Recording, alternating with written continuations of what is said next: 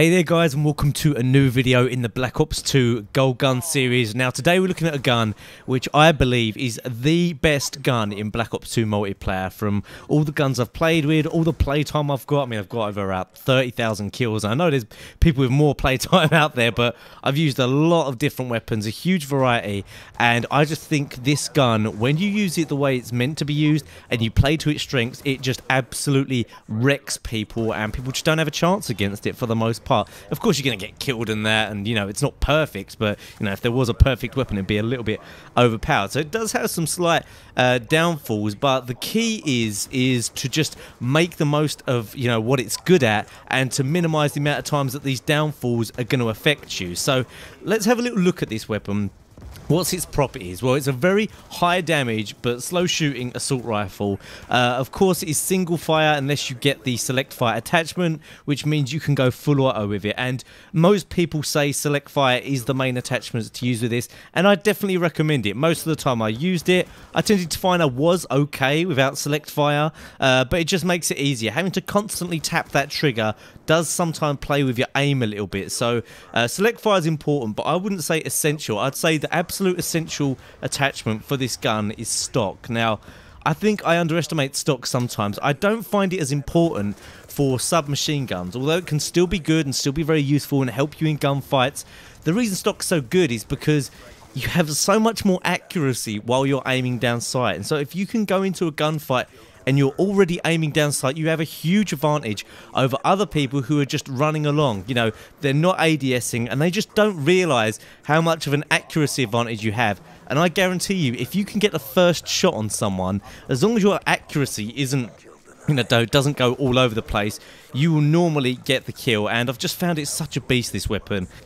As some of you probably know who follow me on Twitter, I've been going for my nuclear medal recently. It's one of the only higher medals that I don't have, and I think the FAL is going to be the gun I will get it with. I'm going to call it out now and say this is the gun for me in terms of the best gun I've found so far.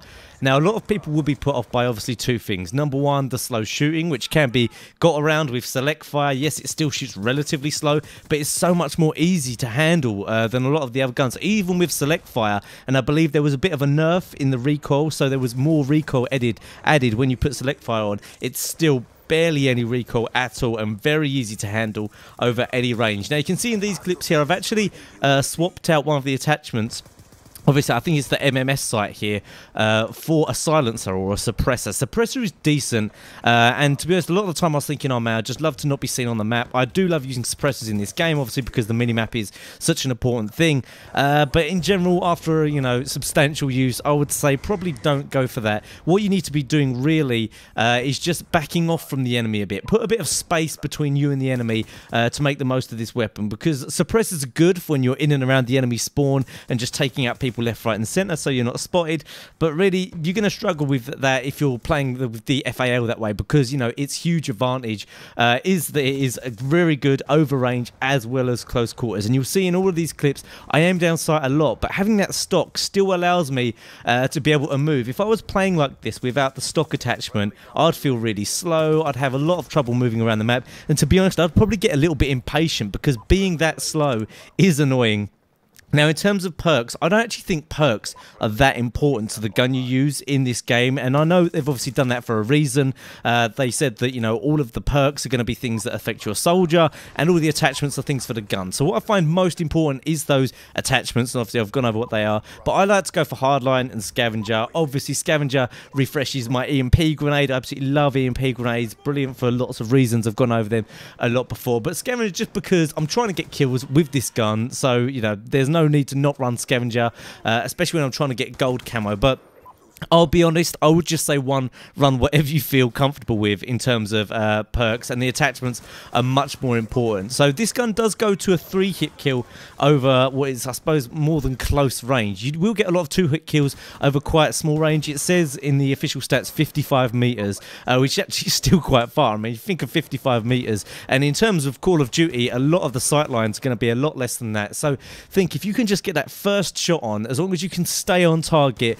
you will get get a lot of kills. And I found after I actually switched to some automatics after using this, I thought, oh, it'd be nice to try automatics again. I found it really difficult to stay on target, but you tend to find you have to be a lot more accurate with those automatics, because, you know, the key is with this gun, get the first shot on, because when you're using, say, something with a higher fire rate, a submachine gun or one of the faster firing assault rifles, if the first bullet doesn't hit, then you've still got time to adjust, and because the second bullet is coming out so fast, obviously you can get a lot of bullets on the target in a small amount of time. But with this, because it's a slow fire rate, you need to make sure that first bullet hits, which is why I recommend MMS, which is why I recommend Stalker. If you're not MMS, you know, Reflex is great. Obviously that's unlocked from the start. A lot of people might say Target Finder. I don't really like Target Finder on guns. I find that I can see enemies just fine. I don't need a big, you know, red triangle or diamond over a player to be able to see them. You know, it's nice sometimes when they're hiding behind cover when you've got an LMG, but in general I prefer the MMS. The ability to see through walls